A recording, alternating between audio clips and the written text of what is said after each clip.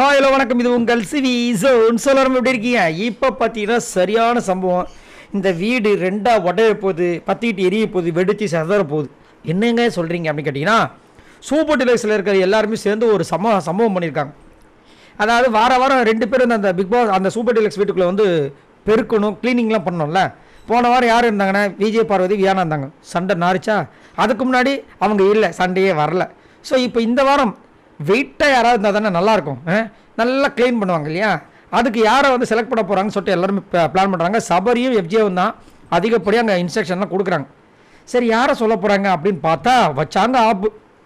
இது வரைக்கும் யாரும் இந்த சூப்பர் டிலக்ஸ் வீட்டுக்குள்ளே வரல அப்படின்னு க்ளீனிங்க்கு அப்படின்னு யோசிச்சாங்களாம்.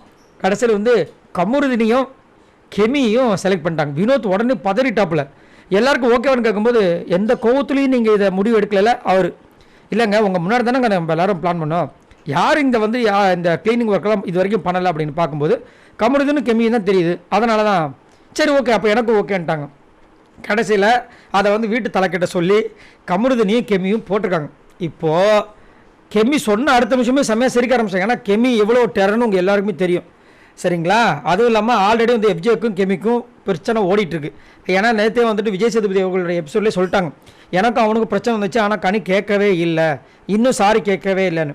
ஸோ கனியோட விஷயங்கள் இந்த வாரம் கண்டிப்பாக நீங்கள் பார்க்கலாம், சரிங்களா? ஏன்னா கனி வந்துட்டு கனின்ற பாருங்க நம்ம கெமியோடது. ஏன்னா போன வாரம், அதாவது ஃபஸ்ட்டு வாரம் நினைக்கிறேன், என் வயிற்றை பார்த்து பேசுகிறீங்களான்னு பேசுகிறாங்க பார்த்தீங்களா, அதுதான் ஒரிஜினல் கெமி. ஸோ இந்த வாரம் அவங்களோட ட்ரூ ஃபேஸ் பார்க்கலாம். அதேமாதிரி கமருதனோட ட்ரூ ஃபேஸ் பார்த்துட்டு தான் இருக்கும்.